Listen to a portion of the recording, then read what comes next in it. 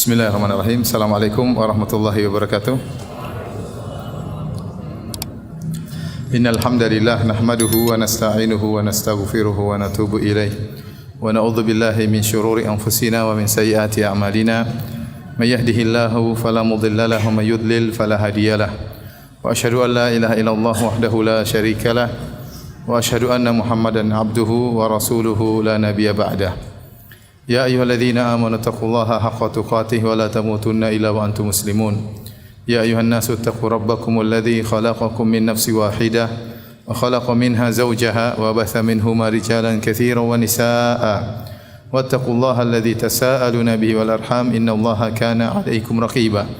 Ya ayyuhalladzina amanu taqullaha wa qulu qawlan sadida yuslih lakum a'malakum wa yaghfir lakum dhunubakum. ومن يطع الله ورسوله فقد فاز فوزا عظيما أما بعد فإن أصدق الحديث كتاب الله وخير الهدى هدى محمد صلى الله عليه وسلم وشر الأمور محدثاتها وكل محدثة بدعة وكل بدعة ضلالة وكل ضلالة في النار.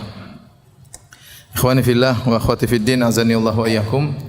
Alhamdulillah, pada kesempatan kali ini kita dipertemukan kembali oleh Allah Subhanahu wa taala dalam rangka untuk mengingatnya dan mengagungkannya. Salawat dan salam semoga tercurahkan selalu kepada suri teladan kita, imam kita, qudwah kita, pemberi syafaat kita Nabi Muhammad sallallahu alaihi wasallam, dan juga kepada keluarganya serta seluruh sahabat beliau tanpa terkecuali.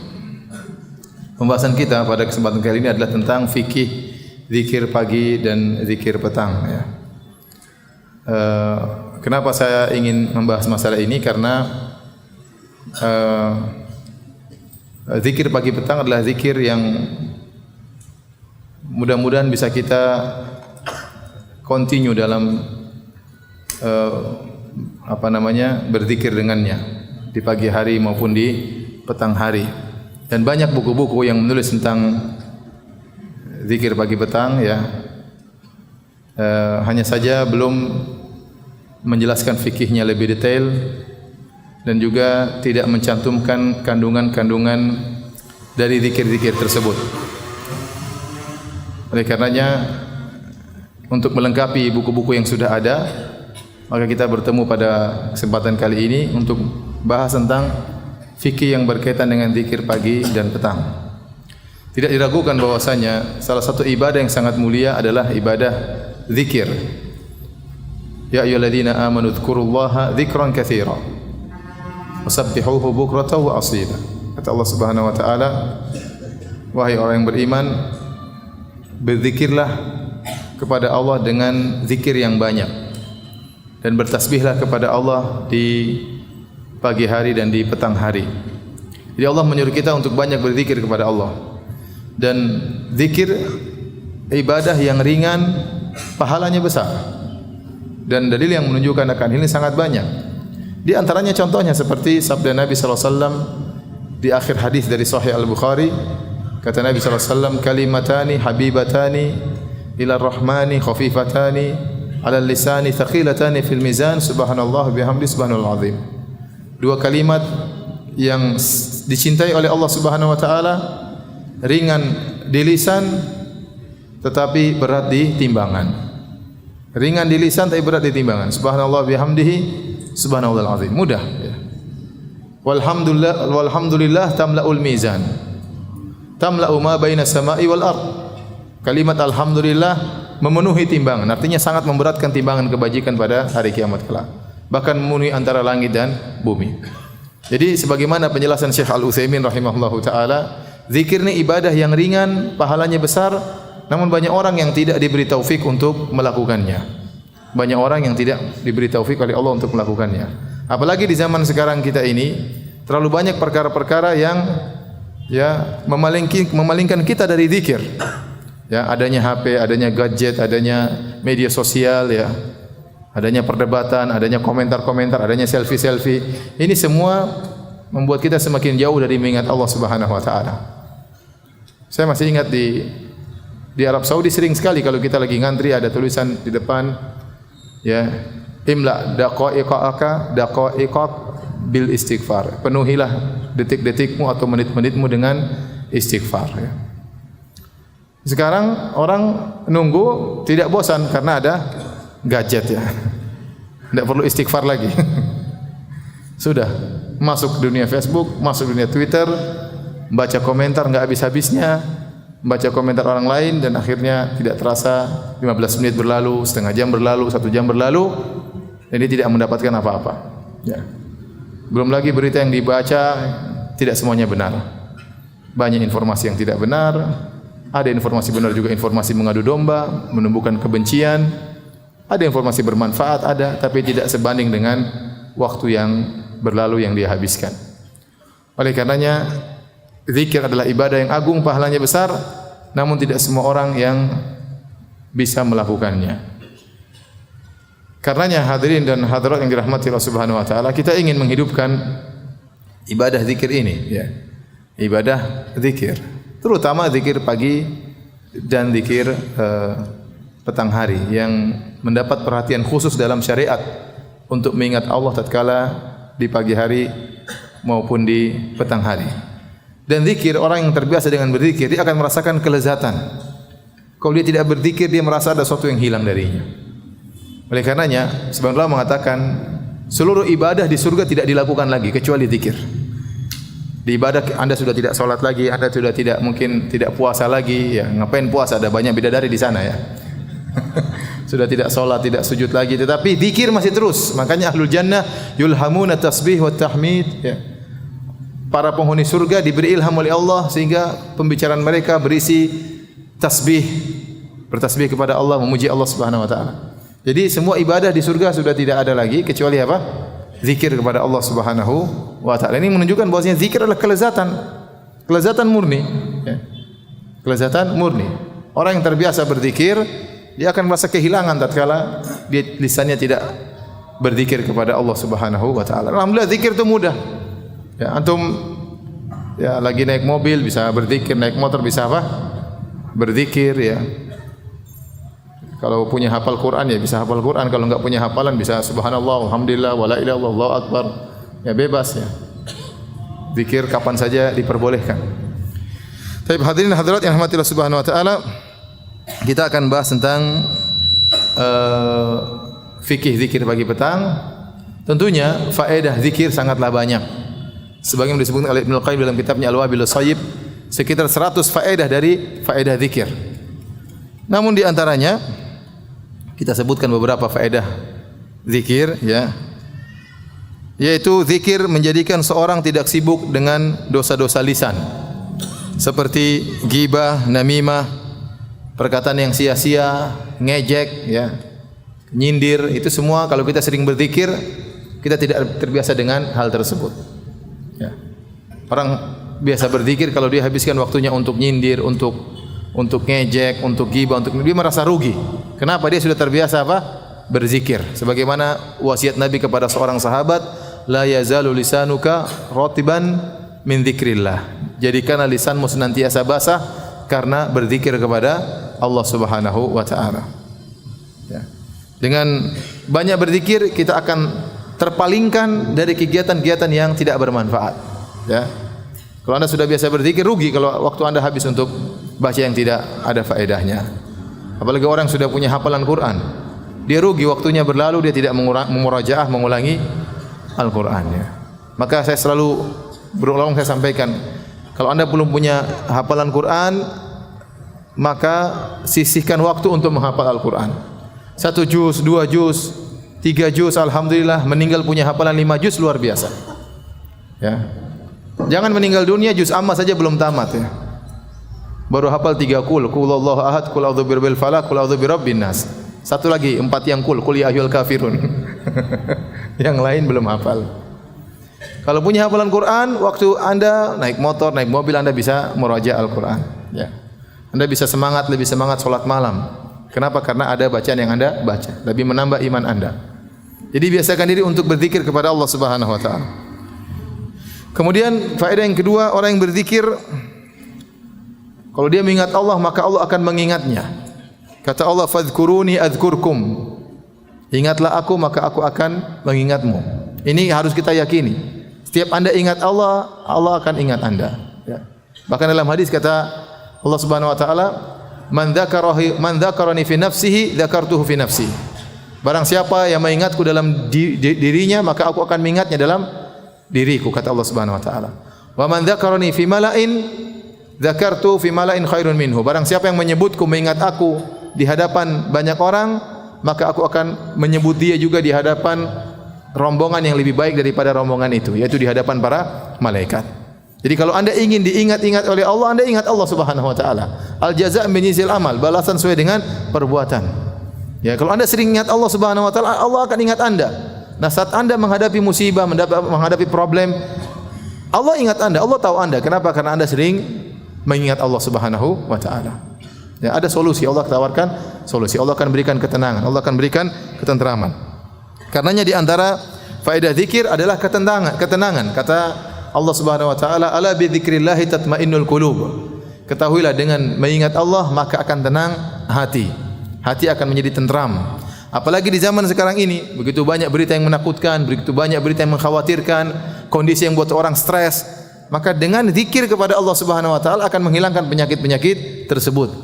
Ini benar ya. Orang yang jauh dari mengingat Allah Subhanahu wa taala adalah orang yang menderita. Kata Allah Subhanahu wa taala, "Wa man a'rada an dzikri fa inna lahu ma'isyatan dhanka." Barang siapa yang berpaling dari mengingatku, maka baginya adalah kehidupan yang menyempitkan, kehidupan yang menyesakkan. Ya, kehidupan yang menyesakkan. Mungkin kita melihat dia seakan-akan dia orang paling bahagia karena hartanya banyak, ya. Kita melihat dia seakan-akan orang yang paling bahagia, tapi kenyataannya dia adalah orang yang menderita. Kenapa? Dia tidak pernah mengingat Allah Subhanahu wa taala. Ya. Meskipun hartanya banyak, meskipun ya, kekayaannya luar biasa, kelihatannya dia ketawa ketiwi namun dia tidak bahagia. Yakinlah orang yang berbahagia adalah orang yang mengingat Allah Subhanahu wa taala. Baik. Di antara faedah zikir terutama zikir pagi petang akan memantapkan akidah seseorang. Nanti antum akan lihat zikir-zikir yang Rasulullah SAW ajarkan di pagi dan petang hari banyak mengandung makna-makna tauhid. Tatkala Anda membaca zikir tersebut dengan penghayatan, maka tauhid Anda akan semakin mantap. Kita memperbarui terus iman kita. Setiap pagi memperbarui iman, setiap petang memperbarui apa? Iman kita, ya. Dengan syarat kita membaca zikir tersebut dengan penghayatan. Maka inilah kenapa kita berkumpul pada kesempatan kali ini untuk mempelajari di antaranya fikih zikir pagi petang sekaligus kandungan sebagian dari zikir-zikir tersebut. Oleh karenanya dalam Al-Quran Allah Subhanahu wa taala menyuruh Nabi bersabar menghadapi gangguan orang-orang musyrikin dengan mengingat Allah pagi dan petang hari. Contoh firman Allah Subhanahu wa taala, "Fasbir 'ala ma yaqulun." Sabarlah engkau wahai Muhammad atas apa yang mereka katakan tentangmu. Engkau dituduh sebagai orang gila, sebagai pendusta, sebagai penyihir, sebagai dukun, sebagai pemutus silaturahmi, orang yang keluar dari nenek moyangnya. Dan Nabi tatkala dikata-katain dengan demikian, Nabi merasa sesak. Allah mengatakan dalam ayat yang lain, "Walaqad na'lamu annaka yadhiqu sadruka bima yaqulun." Sungguh kami tahu bahwasanya dadamu sempit atas apa yang mereka ucapkan. Jadi Nabi juga merasa tersakiti tatkala mereka nuduh Nabi dengan tuduhan yang tidak-tidak. Maka di antara solusinya kata Allah, "Fasbir 'ala ma yaqulun." Sabarlah. Wasabbih bihamdi rabbika qabla tulu'i syamsi wa qabla ghurubiha. Dan bertasbihlah engkau kepada Allah sebelum terbit matahari dan sebelum terbenam matahari. Yaitu di pagi dan di petang hari. Jadi orang yang terbiasa zikir pagi dan petang, dia lebih mudah untuk bersabar menghadapi ujian hidup ini. Kalau dia seorang dai, dia akan lebih kuat. Karena Nabi SAW disuruh bersabar, disertai dengan disuruh bertasbih sebelum matahari terbit dan sebelum matahari apa? Terbenam. Yaitu disuruh untuk berzikir kepada Allah di pagi dan di petang hari. Demikian juga dalam surat Thaha. Kemudian juga dalam surat Qaf sama saja kata Allah, "Fasbir 'ala ma yaqulun wasabbih bihamdi rabbika qabla tulu'i syamsi wa qabla al-ghurub." Bersabarlah atas apa yang mereka ucapkan dan bertasbihlah kepada Allah, ya, dengan memujinya sebelum matahari terbit dan sebelum matahari tenggelam. Kemudian di antara manfaat zikir pagi petang, zikir pagi petang sebagaimana telah kita singgung, dia tidak hanya membawa faedah ukhrawi. Kalau kita zikir pagi petang jelas dapat pahala besar di akhirat. Tapi ternyata faedah duniawi juga tadi, membuat ketenangan, mampu bersabar menghadapi apa? Ujian dengan zikir pagi petang. Ini faedah dunia, keduniaan. Di antaranya ya menolak bala. Kalau orang-orang ingin menolak bala pakai jimat, kita enggak. Kita pakai zikir pagi dan apa? Petang. Oleh karenanya di antara zikir pagi petang, bismillahilladzi la yadhurru ma'asmihi syai'un fil ardi wala fis sama'. Huwa samiul alim. Ya. Zikir ini yang mengatakan ya dengan nama Allah, yang dengan nama tersebut tidak ada yang bisa beri kemudaratan di bumi maupun di langit. Ini menolak bala. Al-Imam Al-Qurtubi rahimahullahu taala pernah mengomentari tentang zikir pagi petang ini. Beliau berkata, "Hadza khabarun sahih wa qaulun shadiq. Alimnahu dalilan wa tajribah." Ini adalah hadis yang sahih. Ini adalah perkataan yang benar dari Nabi sallallahu alaihi wasallam. Kami sudah mengetahui tentang argumentasi dalil ini secara dalil maupun secara pengalaman. Fa inni mundu sami'tu amiltu bihi falam yadhurrani syai'un ila an taraktuhu. Kata dia, saya semenjak mendengar tentang hadis ini, saya selalu mengucapkan dalil ini. Semenjak saya mengetahui hadis ini, dan tidak ada yang beri kemudaratan kepadaku sampai suatu hari aku lupa untuk membaca doa ini. Faladaghatni aqrabun bil madinati lailan. Maka suatu hari di kota Madinah malam hari aku disengat oleh apa ini yang punya skorpion, apa namanya? Kalajengking. Fatafakkartu fa idza ana qad nusitu an ata'awwadh bitilkal kalimat. Saya renungkan kenapa saya disengat kalajengking malam ini. Ternyata saya ingat saya lupa membaca doa zikir pagi petang, zikir ini. Oleh karenanya ya kita bisa menolak bala dari diri kita dengan zikir pagi petang. Insyaallah kalau orang rutin baca zikir pagi petang, dia tidak akan terkena sihir. Dia tidak akan terkena ain. Betapa banyak orang sakit gara-gara kena ain, betapa banyak orang disihir oleh dukun ya. Oleh karenanya seorang berusaha bermuadzabah ya, berusaha untuk continue dalam membaca zikir pagi petang. Jadi zikir pagi petang manfaatnya bukan manfaat ukhrawi, tidak. Bahkan Allah memberikan juga manfaat duniawi. Baik. Waktu pagi dan petang adalah waktu yang spesial. Oleh karenanya datang dalam ayat-ayat Allah memotivasi kita untuk berzikir di waktu-waktu tersebut. Ya. Contoh, Allah berfirman dalam surat Nur, "Fi buyutin adzina Allah an turfa'a wa yudhkara fiha ismuhu yusabbihu lahu fiha bil ghuduwi wal asal." Kata Allah, bertasbihlah kepada Allah di masjid-masjid, bertasbihlah kepada Allah di masjid-masjid yang telah diperintahkan masjid tersebut untuk dimuliakan dan disebut nama Allah di dalamnya pada waktu pagi dan waktu petang. Jadi Allah suruh bertasbih di waktu pagi dan di waktu apa? Petang. As-Sa'di rahimahullah mengomentari ayat ini dalam tafsirnya, kata beliau, khassa hadaini alwaqtaini li syarafihima wa li tayassuri sayri fihima ila Allah wa suhulatihi. Allah mengkhususkan dua waktu ini, pagi dan petang, karena mulianya dua waktu ini. Ini dua waktu yang spesial. Di antaranya kata beliau karena beribadah di waktu pagi dan petang mudah. Seorang belum tersibukkan dengan apa? Kesibukan dunia, masih di pagi hari, awal hari ya. Kemudian kalau sore hari sudah pulang dari kesibukan apa? Dunia. Adapun waktu antara pagi dan petang waktunya kita kerja. Masing-masing tenggelam dengan kesibukannya. Makanya di pagi hari adalah awal hari dan di petang hari adalah waktu yang mudah untuk kita beribadah kepada Allah Subhanahu wa taala. Wa yadkhulu fi dzalika at-tasbihu fi sholati wa ghairiha. Dan termasuk dalam mengagungkan Allah atau mengingat Allah di waktu pagi dan petang adalah bertasbih kepada Allah dalam solat maupun di luar solat. Walihada, kata beliau, karenanya syuri'at adhkarus sabahi wal masai wa awradihima inda sabahi wal masa. Karenanya disyariatkanlah zikir pagi petang dan wirid-wirid pagi dan petang. Beliau menjelaskan tentang kenapa Allah dalam Al-Quran banyak mengkhususkan dua waktu ini, pagi dan petang, karena dua waktu ini waktu yang mulia, dua waktu yang mudah seorang untuk mengingat Allah Subhanahu wa taala. Karenanya disyariatkannya zikir pagi dan petang. Contohnya lagi Allah berfirman, ya ayyuhalladzina amanu dzkurullaha dzikran katsira. Wahai orang yang beriman, ingatlah Allah dengan pengingat yang banyak. Banyaklah berzikir kepada Allah. Wasabbihuhu bukratan wa asila. Kemudian Allah khususkan di antara zikir-zikir tersebut, yang banyak tersebut khususkanlah di waktu pagi dan petang, dan bertasbihlah kepada Allah bukratan wa asila, pagi hari dan di sore hari. Ya. Kata Al-Baydawi rahimahullah, salah seorang ahli tafsir dari mazhab Syafi'i, beliau berkata, wa takhsisuhuma bidzikri lidalalati ala fadlihima ala sairil awqati likaunihima mashhudain. Kata beliau, dan Allah mengkhususkan penyebutan bukratan wa asila. Awalnya Allah bilang ingatlah Allah dengan sebanyak-banyaknya, setelah itu Allah khususkan. Jadi ingat Allah kapan saja boleh. Tetapi ada waktu yang sangat spesial, yaitu pagi dan sore hari. Kenapa?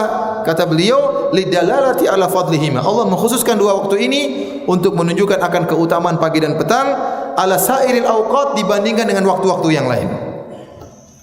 Likaunihima masyhudain, karena dua waktu ini disaksikan oleh malaikat. Benar, dalam hadis disebutkan yata'aqabunu fikum malaikatun bin nahar wa malaikatun bil lail. Ya, bahwasanya ada malaikat yang saling bergantian pada kalian, malaikat malam dan malaikat apa? Siang, yang mereka bertemu pada salat asar dan salat subuh. Pada salat asar dan salat apa? Subuh. Salat asar dan seterusnya adalah waktu zikir petang, dan salat subuh adalah waktu untuk zikir apa? Pagi. Malaikat gantian piketnya. Kata beliau, dua waktu ini masyhudain, karena dua waktu ini disaksikan oleh malaikat yang tugasnya untuk mengawasi kita. Taib. Seperti ayat yang lain juga, wasabbih bihamdi rabbika bil asyi wal ibkar. Bertasbihlah seraya muji Rabbmu pada waktu pagi dan pada waktu petang. Allah juga berfirman, subhanallahi fa subhanallahi hina tumsuna wa hina tusbihun. Bertasbihlah kepada Allah Subhanahu wa taala tatkala di petang hari dan tatkala di pagi hari. Baik, pertanyaan berikutnya, fikih berikutnya. Kapan mulai awal kita boleh berzikir pagi dan kapan akhirnya, dan kapan mulai boleh kita berzikir petang dan kapan akhirnya? Kalau kita kembali secara bahasa, apa yang dimaksud dengan pagi, sobah, dan apa yang dimaksud dengan petang? Ternyata kalau kita kembali kepada sisi bahasa, maka al-masa atau al-imsa, yaitu artinya petang, al-masa atau al-imsa yang artinya petang, ternyata para ahli bahasa memiliki dua pendapat tentang kapan waktu al-masa, kapan waktu petang ini. Al-Khalil bin Ahmad Al-Farahidi yang wafat pada tahun 170 Hijriah, ahli bahasa, dia punya kitabnya Kitabul Ain, semacam kamus, ya, tahun 170 Hijriah. Dia menjelaskan al-masa, petang itu ba'da dhuhri ila salatil maghrib. Petang itu dimulai dari ba'da duhur sampai salat apa? Maghrib. Wa qala ba'dun, dan sebagian ahli bahasa berkata ila nisfil lail, sampai tengah malam. Jadi ada pendapat sebagian ulama bahasa mengatakan bahasa secara al-masa, petang secara bahasa dimulai dari setelah zuhur sampai maghrib. Ada yang mengatakan berlanjut sampai tengah malam. Jadi dua pendapat. Yang pertama dari duhur sampai terbenam matahari, yang kedua dari duhur sampai tengah malam. Demikian juga as-sabah. As-sabah juga ada dua pendapat, pagi. Kapan waktu pagi? Juga ada dua pendapat di kalangan bahasa. Yang pertama dari terbit fajar sampai menjelang zuhur. Terbit fajar sampai menjelang zuhur. Yang kedua dari tengah malam sampai menjelang zuhur. Dari tengah malam sampai menjelang zuhur. Al-Khalil bin Ahmad Al-Farahidi juga berkata dalam Kitabul Ain, beliau berkata, as-subuh was-sabahu huma awwalun nahar. Subuh atau as-sabah itu maknanya adalah di awal siang. Di awal siang. Itu pendapat yang pertama, ya, kata beliau as-subuh, ya, adalah awwalun nahar. Jadi pendapat dari terbit fajar sampai menjelang zuhur. Ulama lain yang berkata seperti Al-Fayyumi, beliau berkata, as-subuh al-fajr was-sabah mithluhu wa huwa awwalun nahar. Subuh itu adalah awal dari siang. Was-sabahu aidan khilaful masa. Dan sabah juga adalah lawan dari petang, lawan dari petang. Qala Ibnul Jawaliqi as-sabahu indal Arab min nisfil lail al-akhir ila az-zawal. Kata seorang ahli bahasa yang bernama Ibnul Jawaliqi, dia berkata subuh atau pagi menurut orang Arab dari tengah malam sampai zuhur. Adapun al-masa petang dari setelah zuhur sampai tengah malam. Karena as-sabah dan al-masa ada perbedaan di kalangan para ahli bahasa, maka demikian pula menentukan kapan mulai waktu zikir pagi dan kapan akhirnya, dan kapan mulai waktu zikir petang, kapan akhirnya juga ada khilaf di kalangan para ulama. Saya akan sebutkan pendapat ulama. Adapun zikir pagi ada 3 pendapat di kalangan para ulama. Ada yang mengatakan dimulai dari terbit subuh, terbit fajar, azan subuh, dan berakhir tatkala terbit matahari. Kalau matahari sudah terbit sudah selesai, tidak ada lagi zikir pagi. Ini pendapat dipilih oleh Ibnul Qayyim rahimahullahu taala. Jadi kata beliau zikir pagi dimulai dari terbit fajar sampai apa? Terbit matahari. Kalau matahari sudah terbit sudah bukan waktu zikir pagi. Pendapat kedua mengatakan zikir pagi dimulai dari terbit fajar sampai menjelang azan zuhur. Sampai menjelang azan zuhur. Ini pendapat dipilih oleh Lajnah Daimah, MUI-nya Arab Saudi. MUI-nya Arab Saudi ya.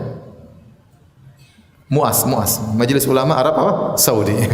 Jadi dari fajar tapi berakhirnya bukan terbit matahari, bukan. Dari terbit fajar azan subuh sampai menjelang azan zuhur. Menjelang azan zuhur. Pendapat yang ketiga, zikir pagi boleh dimulai dari terbit fajar dan berakhir tatkala terbenam matahari. Lebih panjang lagi waktunya. Baik, ini masalah zikir pagi. Zikir petang sama, ada khilaf juga. Ada yang mengatakan dimulai dari asar sampai terbenam matahari. Ini pendapat Ibnul Qayyim rahimahullahu taala. Ya, dan juga pendapat Ibnu Taimiyah. Bahwasanya zikir petang dimulai dari adzan asar sampai apa? Terbenam matahari. Pendapat kedua, zikir petang dimulai dari adzan zuhur sampai awal malam. Dan ini pendapat dari Lajnah Daimah, MUAS, Majelis Ulama Arab Saudi. Dimulai dari adzan zuhur sampai apa? Sampai tengah malam, sampai akhir waktu Isya. Dan ini juga pendapat yang dipilih oleh Syekh bin Baz rahimahullahu taala. Ya. Pendapat yang ketiga, zikir petang dimulai dari terbenam matahari, bukan dari asar. Tapi dari terbenam matahari sampai tengah malam. Ini pendapat, atau bahkan sampai terbit fajar. Ini pendapat dipilih oleh Asy-Syaukani rahimahullahu taala. Terus pendapat mana yang benar, Ustaz? Saya menawarkan kepada antum pendapatnya Syekh Shalih Al-Utsaimin rahimahullahu taala. Ya. Bahwasanya waktu subuh awal sepakat ba'da azan subuh. Jadi kalau anda sudah dengar azan subuh, sudah mulai zikir pagi, sudah boleh. Misalnya seperti Arab Saudi, antara azan dan qomat waktunya jauh. Antara azan qomat bisa 25 menit, bisa setengah jam, bisa 20 menit. Seorang misalnya pergi ke masjid waktu pas azan, kemudian dia sholat 2 rakaat qabliyah subuh, masih ada waktu lama, dia boleh berzikir pagi petang meskipun sebelum sholat subuh. Paham? Dia boleh zikir pagi karena zikir pagi dimulai dari terbit apa? Terbit fajar. Ya. Kebanyakan orang tentunya zikirnya setelah sholat subuh ya, karena di Indonesia antara adzan iqamat cuma sebentar, paling 10 menit sudah qomat. Ya. Tidak sempat lagi kita zikir pagi. Tetapi bagi yang ingin berzikir setelah adzan subuh boleh, diperbolehkan. Atau mungkin dia berjalan menuju ke masjid butuh waktu 10 menit, dia berzikir di jalan, tidak jadi masalah. Atau zikirnya belum selesai, dia salat subuh, setelah salat subuh dia lanjutkan lagi. Jadi dimulai dari setelah adzan subuh. Sampai kapan? Kata Syekh Utsaimin, wa yantahi birtifa'i syamsi duhan, dan selesai di waktu duha. Selesai di waktu duha. Seakan-akan dia condong kepada waktu sebelum adzan duhur. Karena waktu duha berakhir kira-kira 15 menit sebelum adzan duhur. Ini kembali kepada apa? Kembali kepada bahasa. Karena tadi banyak yang mengatakan sobah artinya awalun nahar. Sobah artinya awal dari siang hari dan berakhirnya sekitar 15 menit sebelum azan duhur. Jadi ini zikir pagi petang, zikir pagi. Adapun zikir petang menurut beliau wa yadkhulul masa' min salatil asar. Zikir petang dimulai dari salat asar. Wa yantahi bi salatil isya dan berakhir dengan waktunya salat isya selesai. Dan waktu salat isya terakhir adalah setengah malam. Tengah malam. Ini pendapat yang kuat karena kita kembali kepada sisi bahasa. Jadi kita punya kaidah ikhwan. Tatkala kita ingin milih sesuatu, kita kembali kaidah syariat, hakikatus syar'iyyah. Seperti saya contohkan sederhana, salat. Apa itu salat? Salat ya ada secara bahasa dan ada secara syariat. Secara syariat, salat itu sesuatu yang dibuka dengan takbir dan ditutup dengan salam. Secara bahasa, salat artinya doa. Salat artinya doa. Sekarang di sisi di depan kita ada hakikat syariah dan ada hakikat lugawiyah, hakikat syariat dan hakikat bahasa. Maka hakikat syariat didahulukan. Berarti kita enggak pakai bahasa. Sekarang masalah kalau tidak ada hakikat syariat tidak menjelaskan dengan baik, maka kita kembali kepada uruf. Kalau uruf tidak ada, baru kita kembali secara bahasa. Jadi ada 3 hakikat. Hakikat syariat, hakikat tradisi uruf dan hakikat bahasa. Kalau solat kita menggunakan hakikat syariat karena syariat menjelaskan apa itu solat. Contoh puasa, puasa artinya menahan. Apakah menahan secara umum? Tidak. Secara syariat dijelaskan menahan khusus, yaitu menahan makan dan minum dan jima dimulai dari terbit fajar sampai terbenam apa? Matahari. Contoh safar. Sekarang kita berbicara tentang masalah khilaf tentang safar. Berapa batas jarak safar?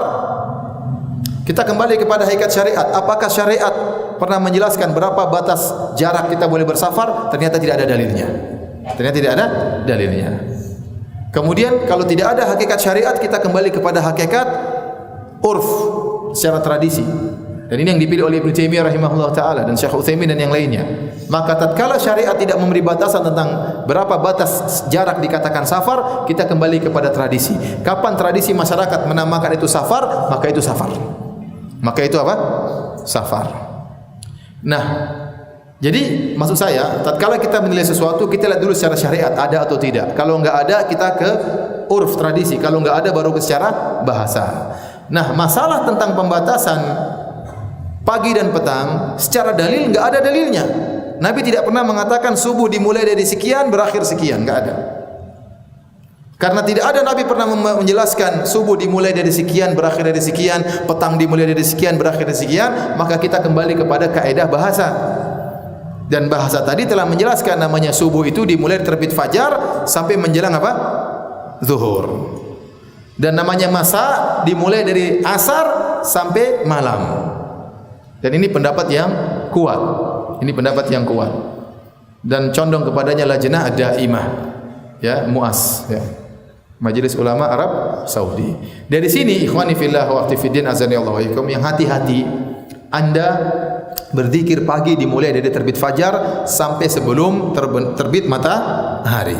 Lebih hati-hati. Lebih didahulukan, lebih bagus. Kenapa? Semakin Anda berlindung kepada Allah semakin cepat, maka lindungan semakin cepat datang. Faham? Saya ulangi, waktu yang paling tepat adalah setelah terbit fajar sampai sebelum terbit matahari. Tetapi kalau ternyata Anda lupa, baru ingat saya belum zikir pagi, ingatnya jam 8, zikir aja enggak jadi masalah. Kalau ingatnya setelah solat duhur, ya sudah selesai, lewat.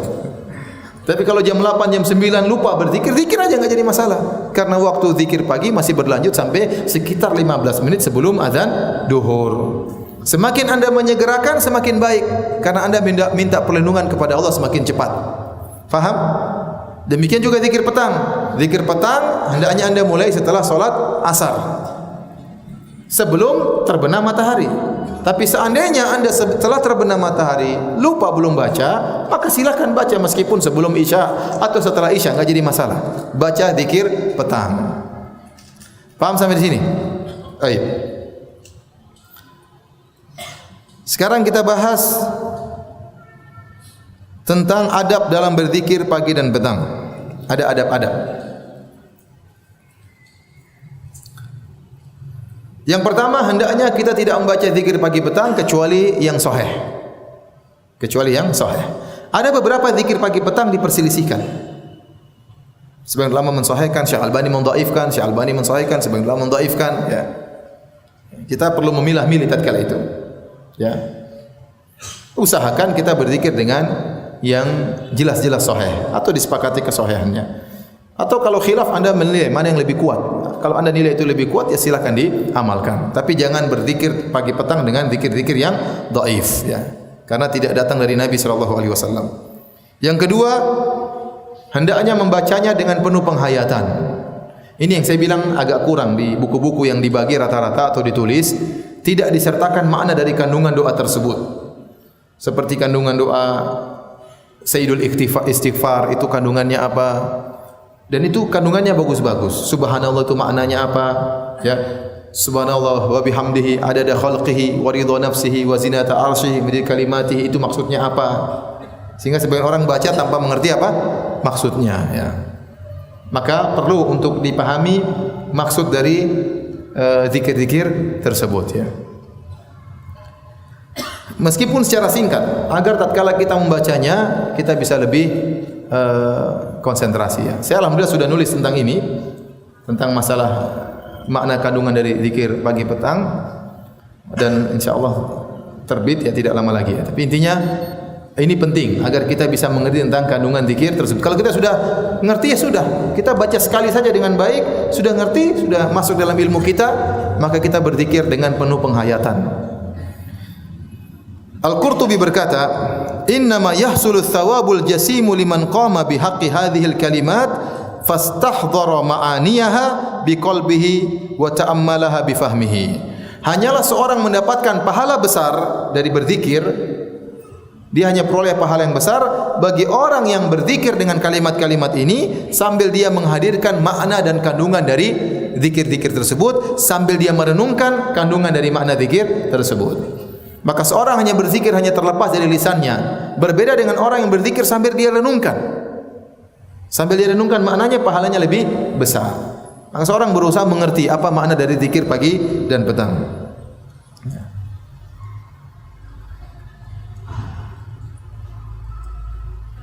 Baik, oleh karenanya ada perkataan indah dari Syekh Muhammad Mukhtar Asy-Shinqiti rahimahullah.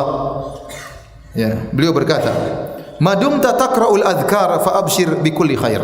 Selama engkau kebiasaanmu adalah membaca zikir-zikir, di antaranya zikir pagi petang, maka bergembiralah. Hatta walau asabatka musibatun, meskipun kau terkena musibah. Fa inna Allah yukhrijuka min dhiqiha wa balaiha wa karbiha bimathaqil hasanat lati lam takhtur ala balik. Maka kalau kau terjebak dalam musibah, sementara kau suka berzikir kepada Allah di antaranya zikir pagi petang, maka Allah akan keluarkan kau dari kesulitan musibah tersebut. Karena begitu banyak pahala yang kau raih dengan zikir-zikir yang selalu kau lantunkan. Ma hafadha 'abdun 'alal adhkar illa syarahallahu sadruh. Kata beliau, tidak ada seorang pun yang senantiasa continue berzikir kepada Allah kecuali Allah akan lapangkan dadanya. Wallahi alladzi la ilaha illahu la tajidu ahadan makruban wala mankuban wala dhaqat alaihi dunya bihumumihi wa humumi ahlihi wa waladihi wa lazimal adhkar sabah wal masa illa la ja'alallahu lahu min baini atbaqid dunya farajan wa makhrajan. Kata beliau, demi Allah yang tidak ada sembahan yang berhak disembah kecuali Allah, tidak kau mendapati seorang pun dalam terkena musibah, dalam kondisi kesulitan, dunia terasa sempit baginya, disibukkan dengan urusan dirinya, urusan istrinya, urusan anak-anaknya, kebutuhan istrinya, kebutuhan anak-anaknya, tetapi dia senantiasa melazimi zikir pagi dan zikir petang, kecuali Allah akan memberikan dia jalan keluar dan solusi. Jadi kalau orang sudah biasa terbiasa berzikir, zikir pagi dan petang, insya-Allah masalah bisa dia hadapi dengan baik. Baik, kita lanjutkan. Seorang berusaha berzikir dengan menghadirkan dalam dirinya bahwasanya dia butuh dengan Allah Subhanahu wa taala, bukan hanya sekedar dia ucapkan. Karena banyak dari zikir-zikir tersebut isinya doa, isinya sanjungan dan doa. Maka seakan-akan dia berdoa kepada Allah Subhanahu wa taala, dan doa butuh kehadiran hati. Maka dia baca zikir tersebut sambil menghadirkan dirinya sangat butuh kepada Allah Subhanahu wa taala.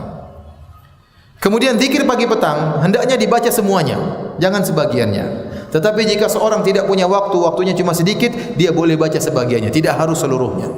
Kalau dia bisa baca seluruhnya, maka itu yang terbaik. Kalau tidak bisa, semampunya dia baca. Ya, karena asalnya baca zikir pagi petang hukumnya sunnah. Kemudian sunnahnya seorang baca zikir pagi petang dengan suara yang lirih, tidak perlu dia keras-keraskan. Berdasarkan firman Allah Subhanahu wa taala, "Ud'u rabbakum tadarruan wa khufyah, innahu la yuhibbul mu'tadin." Berdoalah kepada Allah Subhanahu wa taala dengan penuh ketundukan dengan suara yang lirih. Sungguhnya Allah tidak suka dengan orang-orang yang berlebih-lebihan.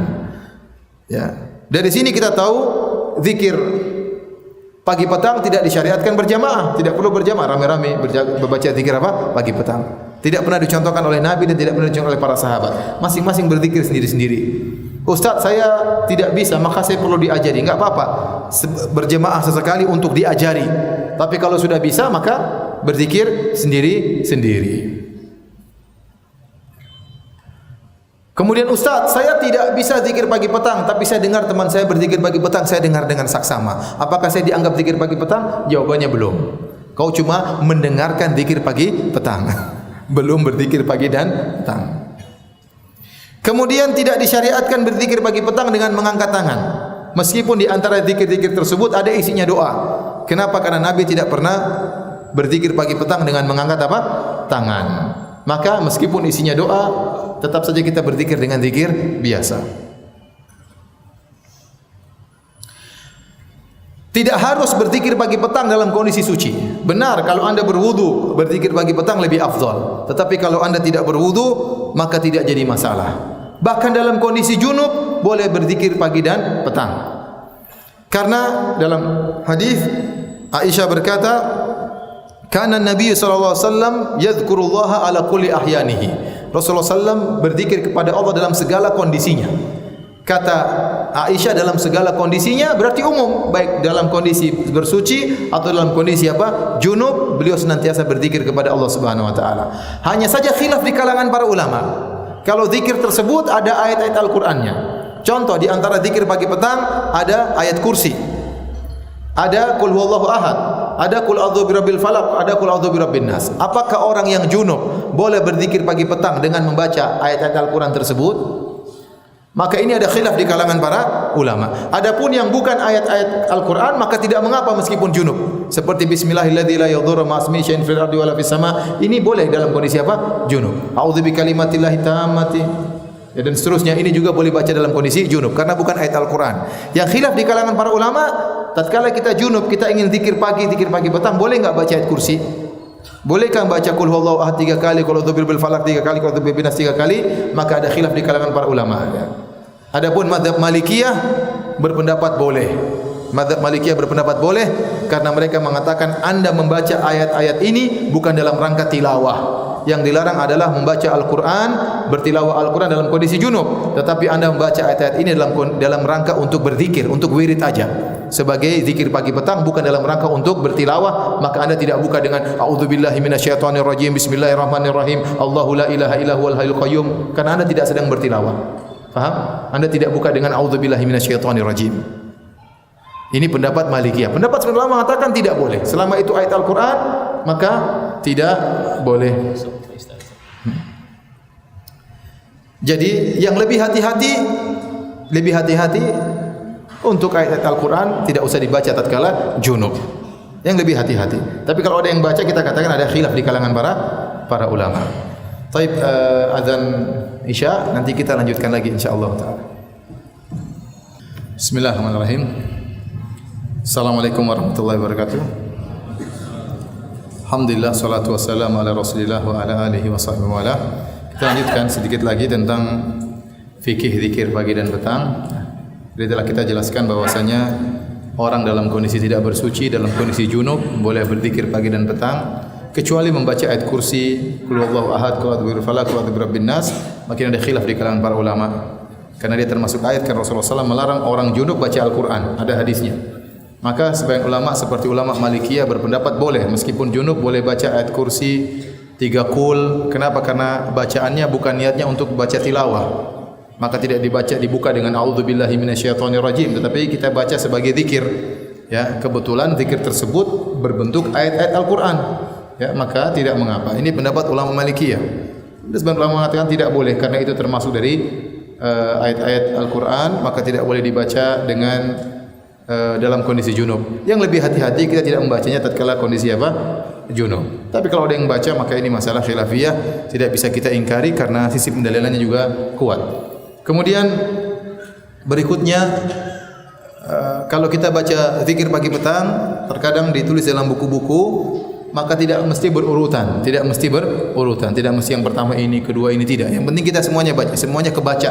Mana di luar tidak jadi masalah. Kemudian yang terakhir, kalau kita sudah selesai dari zikir pagi maupun zikir petang dan kita masih ingin berzikir lagi, maka boleh berzikir bebas tanpa jumlah tertentu. Mau bertasbih bebas berapa saja, bertahlil bebas berapa saja, bertakbir bebas berapa saja, bertahmid bebas berapa saja, bersolawat kepada Nabi bebas berapa saja, ya, la haula wala quwata illa billah bebas berapa saja, terserah. Dan di antara zikir yang afdal adalah baca Al-Quran. Jadi zikir-zikir pagi petang yang rutin, yang sebagaimana diajarkan oleh Nabi SAW, kalau kita sudah selesai, kita boleh baca Quran, boleh berzikir yang lainnya, terserah tanpa bilangan tertentu. Baik, hadirin hadirat yang dirahmati Allah Subhanahu wa taala, itulah ya fikih tentang zikir pagi dan petang. Baik. Pada kesempatan kali ini saya ingin menyampaikan beberapa contoh zikir ya, sambil saya menjelaskan maknanya.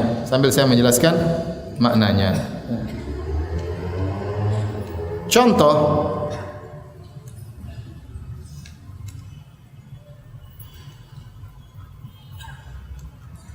di antara zikir pagi dan zikir petang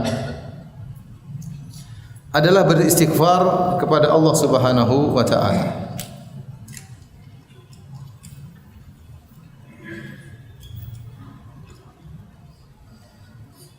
Dalam hadis Rasulullah SAW pernah bersabda, "Ma asbahtu ghadatan qat illa astaghfartullah fiha mi'ata marrah." Tidaklah aku di pagi hari kecuali aku beristighfar kepada Allah 100 kali. Ada hadis umum Rasulullah SAW mengatakan, ya, saya beristighfar kepada Allah setiap hari 70 kali. Dalam riwayat setiap hari 100 kali, ya. Dalam hadis yang lain, ini menjadi zikir pagi Rasulullah sallallahu alaihi wasallam.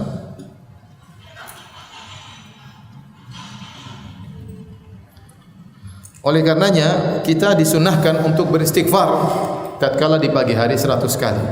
Dan sigoh-sigoh istighfar di antaranya yang paling minimal astaghfirullah. Di antaranya astaghfirullah wa atubu ilaih. Datang juga dari Nabi Rasulullah SAW beristighfar dengan apa? Astaghfirullah atubu ilaih. Boleh kita ulang 100 kali. Astaghfirullah atubu ilaih, astaghfirullah atubu ilaih, astaghfirullah atubu ilaih. Di antaranya Rabbighfirli wa tub alayya innaka antat tawwabur rahim. Rabbighfirli wa tub alayya innaka tawwabur rahim. Apa makna istighfar? Istighfar dalam bahasa Arab diambil dari wazan istaf'ala yang menunjukkan talab, permohonan. Dan istaghfara itu adalah talabul maghfirah, mohon maghfirah. Dan al-maghfirah diambil dari kalimat mikfar. Mikfar itu adalah penutup kepala yang digunakan oleh seorang prajurit yang memiliki dua fungsi penutup kepala tersebut. Biasanya dari besi. Biasanya dari apa? Besi atau dari logam. Fungsinya untuk menutup kepala, siter, tutup kepala, dan yang kedua fungsi untuk al-wiqayah, untuk mencegah kalau ada pedang yang mengenai kepalanya. Jadi dia memiliki dua fungsi. Fungsinya untuk menutup dan kedua untuk melindungi. Menutup dan untuk melindungi. Tidak semua penutup kepala dalam bahasa Arab namanya mikfar, sebagaimana dijelaskan oleh Ibnu Qayyim rahimahullah taala. Contoh songkok. Songkok, ya, kolan suah ini tidak dikatakan mikfar. Kenapa? Dia menutup tapi tidak melindungi. Ya. Kalau ada martelu ya palu ya benjol ya. Sama. Di antaranya sorban, al-imamah. Al-imamah, sorban juga dalam bahasa Arab tidak dinamakan mikfar. Kenapa? Fungsinya hanya menutup, namun tidak apa? Melindungi. Adapun al-mikfar, helm yang dipakai oleh prajurit itu memiliki dua fungsi, menutup dan melindungi. Maka tatkala kita mengatakan kepada Allah astaghfirullahal azim, Artinya kita mengatakan, ya Allah, atlubu minkal maghfirah. Ya Allah, aku mohon kepada Engkau maghfirah. Maghfirah artinya menutup dan melindungi. Artinya, ya Allah, aibku ini tutuplah. Jangan kau buka di dunia, apalagi di akhirat. Kita minta agar aib kita, dosa kita ditutup di dunia dan ditutup di akhirat. Betapa banyak dosa kita lakukan orang tidak tahu. Kita minta, ya Allah, tutuplah di dunia dan juga tutup di mana, di akhirat. Yang kedua, kita minta perlindungan. Ya Allah, jangan sampai dosaku ini menimbulkan masalah di dunia maupun di akhirat. Karena dosa itu ada atharnya. Orang berdosa maka akan menimbulkan athar. Terkadang ekonominya dipersulit oleh Allah Subhanahu wa taala, terkadang terkena musibah. Terkadang musibah tersebut nampak pada istrinya jadi tukang ngomel-ngomel gara-gara dia bermaksiat. Anaknya jadi bandel gara-gara dia bermaksiat. Maka kita mengatakan astagfirullah. Ya Allah, lindungilah aku dari akibat dosa yang aku lakukan di dunia maupun di akhirat. Nah, seorang tatkala beristighfar sambil menghadirkan makna ini, makanya lebih afdal. Sambil dia berkata astagfirullah, astagfirullah, astagfirullah sampai 100 kali. Ya. Sampai 100 kali. Ya, kita kan mudah. Kalau hitungnya begini kan sampai 5 jari 33 kali kan? Astagfirullah. 1 2 3 4 5 6 7 8, 9, 10, 11, 12, 13, 14, 15, 16, 17, 18, 19, 20, 21, 22, 23, 24, 25, 26, 27, 28, 29, 30, 31, 32, 33. Kalau kita ulangi 3 kali sudah 99. Tinggal tambah 1 jadi berapa? 100. Ini untuk mempermudah apa? Menghitung ya. Orang menghitung boleh. Astagfirullah, astagfirullah, astagfirullah, tapi terkadang salah hitung. Ini sudah berapa kali? Paham? Ada yang 33, subhanallah. 33. Ya, tapi kadang-kadang bingung juga sudah berapa kali. Di antara cara menghitung yang mudah tadi yang saya sebutkan tadi ya. Jadi luas-luas jadi bolak-balik 33 ya. Di antara zikirnya ya, Rabbi ghfirli wa tub alayya innaka tawwabur rahim. Ya Rabbku, ampunilah aku, wa tub alayya. Apa yang dimaksud dengan tub alayya? Tub alayya ada beberapa makna disebutkan oleh para ulama. Di antaranya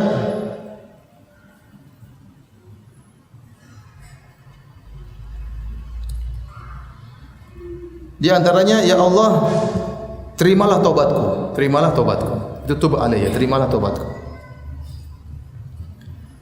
Di antaranya, ya Allah, bimbinglah aku agar aku bertobat. Berilah ilham kepadaku agar aku apa? Bertobat. Karena sebagian orang bermaksiat dia tidak mau bertobat. Maka kita bilang Rabbi ghfirli wa tub alayya. Ya Allah, jadikanlah aku seorang yang bertobat. Bimbinglah aku agar bertobat. Atau makna yang kedua, ya Allah, terimalah taubatku. Ini di antara makna wa tub alayya. Ini contoh seorang tatkala beristighfar maka dia menghadirkan maknanya si Allah Subhanahu wa taala. Taib, kalau dia mengatakan subhanallah wa bihamdihi 100 kali. Subhanallah wa bihamdi, subhanallah wa bihamdi, subhanallah wa bihamdi, subhanallah wa bihamdi, subhanallah wa bihamdi. Apa maksudnya subhanallah wa bihamdi? Subhanallah wa bihamdi, subhanallah makna tasbih artinya usabbihullah, artinya unazzihullah. Aku mensucikan Allah Subhanahu wa taala. Ya, dan tasbih secara bahasa artinya ab'ada, yaitu menjauhkan. Artinya menjauhkan secara bahasa. Antum bisa lihat dalam kitab Mu'jam Maqaisil Lughah karangan Ibnu Faris ya. Tasbih artinya ab'ada, ib'ad, yaitu menjauhkan. Apa maksudnya? Yaitu menjauhkan hati dan pikiran dari persangkaan bahwasanya Allah memiliki kekurangan atau Allah memiliki keburukan atau Allah memiliki aib. Itu maksudnya tasbih. Makanya tatkala Allah membantah orang-orang musyrikin, Allah akhiri dengan subhanallah amma yusyrikun. Subhanallah wa ta'ala amma yusyrikun. Maksudnya Allah dari apa yang mereka berbuat kesyirikan. Kenapa? Ada persangkaan buruk. Seperti mereka menduga Allah punya anak, maka Allah akhiri dengan subhanallah, maha suci Allah. Allah tidak punya anak. Seperti mereka menduga Allah letih, Allah capek, subhanallah, maha suci Allah. Allah mengatakan ma qadarullah haqqa qadrih wal ardu jami'an qabdatuhu yaumal qiyamah was samawati matwiyatun bi yaminih subhanahu wa ta'ala amma yusyrikun. Ya, mereka tidak mengagungkan Allah dengan sebagaimana mestinya, sementara pada hari kiamat kelak wal ardu jami'an qabdatuhu, bumi seluruhnya berada dalam genggaman Allah, was samawati matwiyatun bi yaminih, dan langit-langit berada dalam dilipat oleh tangan kanan Allah. Maha suci Allah atas apa yang mereka syirikan kepada Allah. Jadi tatkala kita mengatakan subhanallah bihamdi, kita melihat Allah Maha suci, tidak punya kekurangan sedikit pun, tidak ada kezaliman sedikit pun. Allah Maha adil. Terkandung dalam makna subhanallah. Itu menjauhkan hati dan pikiran dari persangkaan buruk terhadap Allah Subhanahu wa taala. Dari kekurangan, dari aib, dari keburukan, semuanya suci dari Allah. Allah terjauhkan dari itu semua. Wa bihamdihi, disertai dengan pujian kepada Allah Subhanahu wa taala, disertai dengan pengagungan, ya.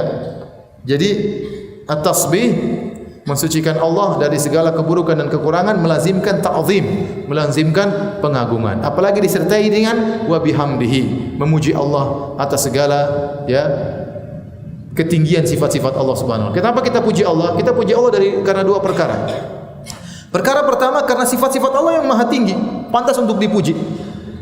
Allah Maha Kuasa, Allah Maha Adil, Allah Maha Hikmah, Allah Maha Indah, semuanya banyak sifat-sifat Allah yang sangat mulia, menyebabkan kita memuji orang ini. Memuji apa? Allah Subhanahu wa taala.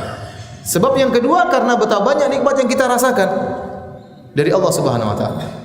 Sebagaimana kita memuji orang karena dua hal. Terkadang kita puji orang tersebut meskipun orang tersebut tidak pernah baik sama kita, tapi kita bilang orang itu masya Allah tampannya, orang itu gagahnya, orang itu beraninya. Kenapa? Dia memiliki sifat-sifat yang mulia.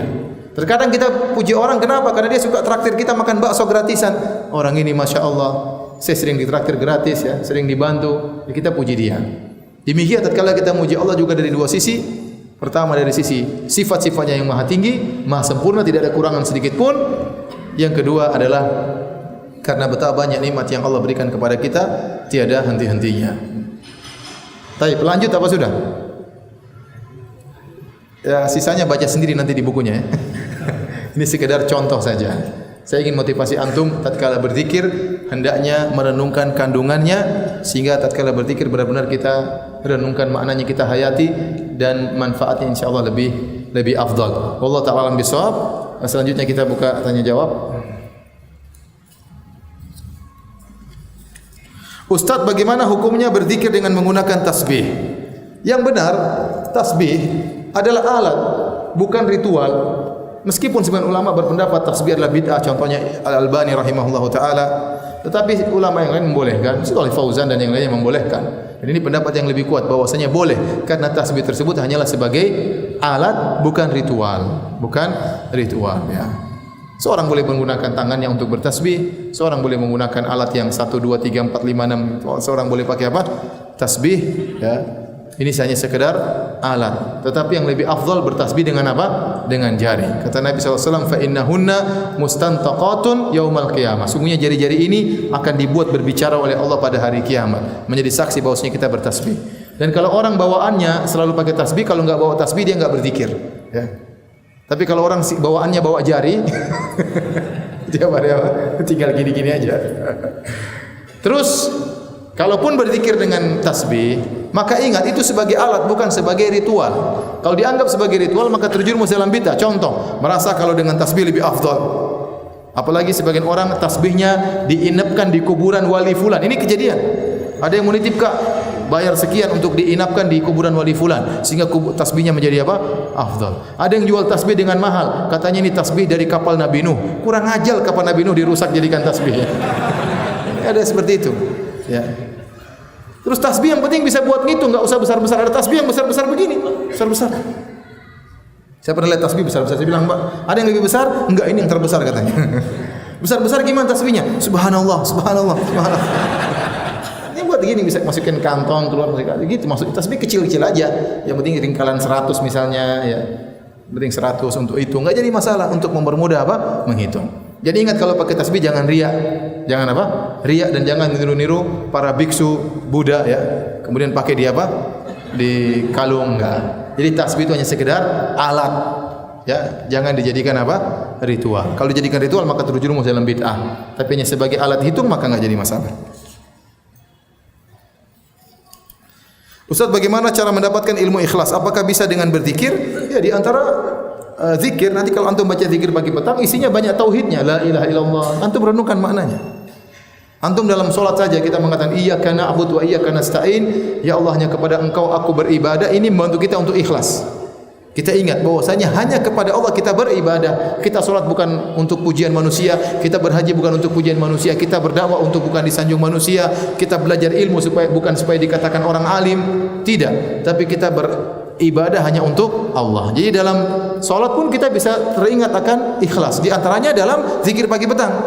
Dalam zikir pagi petang nanti ada zikir-zikir yang menyinggung kita, menegur kita untuk ikhlas kepada Allah Subhanahu wa taala. Ustaz, bolehkah kita mengakikahkan orang tua kita sendiri? Akikah itu kewajiban berkaitan dengan orang tua, bukan berkaitan dengan apa? Anak, bukan berkaitan dengan anak. Taib, benar ada ulama yang bolehkan siapapun mengakikahkan enggak jadi masalah. Tapi pendapat yang kuat bahwasanya akikah itu adalah kewajiban apa? Orang tua buat anak, bukan anak kepada orang tua.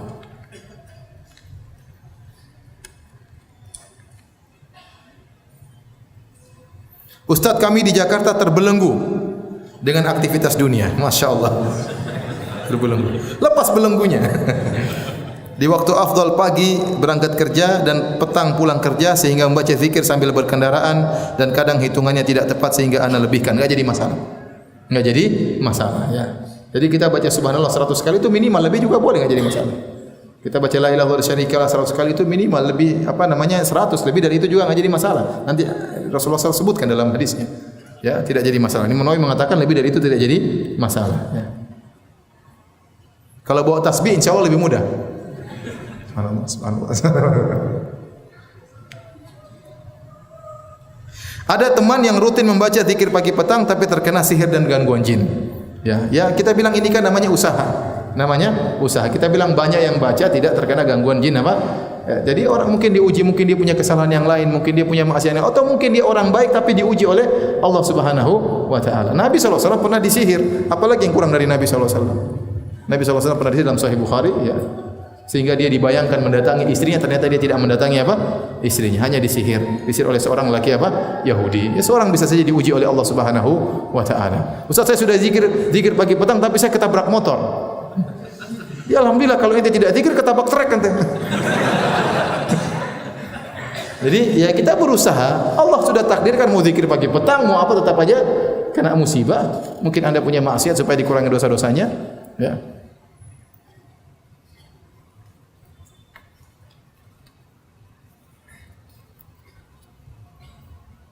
Ustaz, bagaimana diketahui jika 2 rakaat sebelum subuh itu lebih baik dari dunia dan seisinya? Rakaatul fajri khairum minad dunya wa fiha. 2 rakaat sebelum subuh lebih baik daripada dunia dan seisinya. Bagaimana kalau ada orang salat lebih 2 rakaat, 6 rakaat? Lebih baik daripada 3 dunia dan seisinya? Enggak. Ini bid'ah, enggak boleh ya. Said Ibn al-Musayyib pernah menegur orang yang salat sebelum subuh 4 rakaat. Ditegur. Dia mengatakan, "Kenapa? Apakah Allah akan mengadab saya gara-gara salat?" Kata Ibn al-Musayyib, "Tidak, Allah menghukummu karena kau menyelisih sunnah Nabi sallallahu alaihi wasallam." Nabi mencontohkan cuma 2 rakaat ya. Kenapa Anda bikin 6 rakaat? Kenapa enggak sekaligus 100 rakaat? Ya, biar dapat 50 dunia.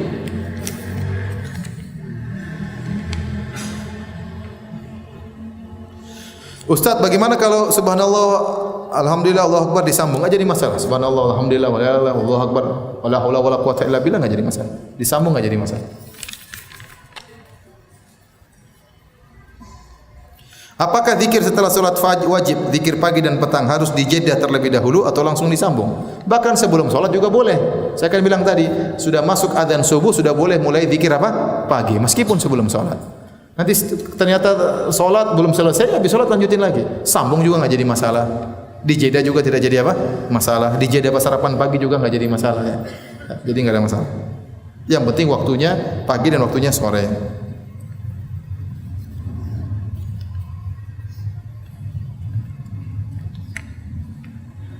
Zikir ba'da salat diakhiri dengan ayat kursi, surat Al-Ikhlas, surat Al-Falaq dan surat An-Nas. Sedangkan zikir pagi petang diawali ayat kursi, ayat Al-Ikhlas dan An-Nas.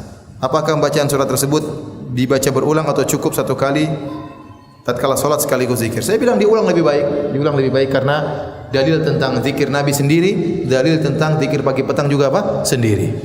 Ya, dibaca dengan setelah salat sudah cukup, tapi kalau mau diulang saya rasa lebih baik ya, lebih baik.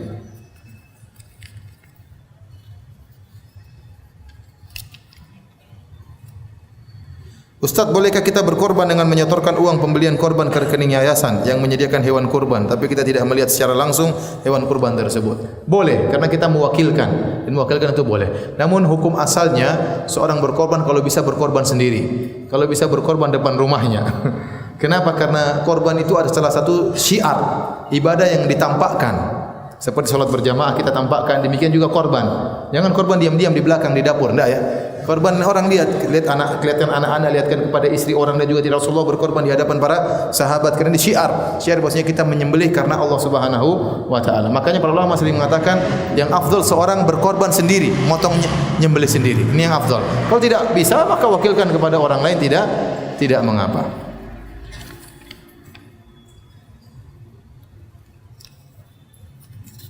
Ustaz, zikir apa yang dibaca agar dimudahkan dapat jodoh? Istighfar. Istighfar itu kunci segala sesuatu. Salat malam berdoa kepada Allah Subhanahu wa taala. Tunjukkan kehinaan di hadapan Allah, karena kita berdoa perlu menunjukkan kerendahan kita. Ya Allah, wajah saya pas-pasan. Jangan pas-pasan. Kita bilang, ya Allah, saya sudah melamar berapa kali ditolak. Duit kurang ya Allah. Tunjukkan kerendahan kita. Ya, jangan ada sok di hadapan Allah. Tunjukkan kerendahan kita, berkeluh kesah kepada Allah, curhat kepada Allah. Setiap salat malam kita berdoa, insyaallah dimudahkan jodoh ya. Insyaallah dimudahkan jodoh. Nanti ada akhwat yang mau, ya Allah kok yang begini modelnya yang mau sama saya. Ya, ente berdoa kepada Allah, ya Allah berikan saya istri yang menyenangkan, menjaga, yang membantu saya beriman kepadamu dan menyejukkan pandanganku. Sudah, Allah mau kasih yang mana saja, yang penting insyaallah baik ya. Minta kepada Allah.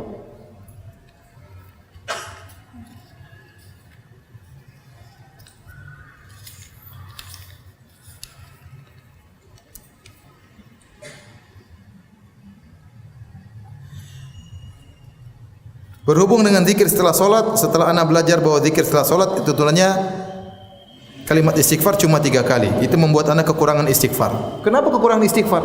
Habis solat istighfar lagi enggak jadi masalah. Ini cuma rangkaian apa? Zikir solat. Istighfar astagfirullah, astagfirullah, astagfirullah. Cukup. Yang lain, kalau mau selesai solat ingin berzikir bebas, silakan beristighfar lagi setelah itu.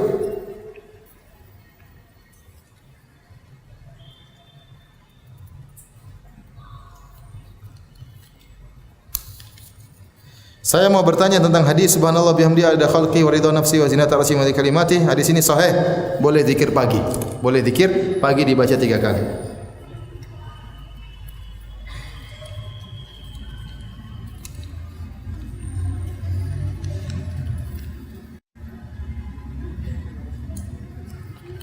Apakah benar orang yang berpuasa Daud sudah tidak perlu lagi puasa Arafah? Saya rasa dia perlu puasa Arafah. Ya, karena Nabi SAW menganjurkan puasa Arafah untuk yang senantiasa berpuasa Daud ataupun yang tidak ya. Maka ini hari spesial, seorang tambah puasanya dengan puasa apa? Puasa Arafah ya. Kalau kebetulan pas kena Daudnya ya alhamdulillah. Kalau enggak maka dia puasa hari Arafah. Ustaz, manakah yang didahulukan? Berkorban atau akikah?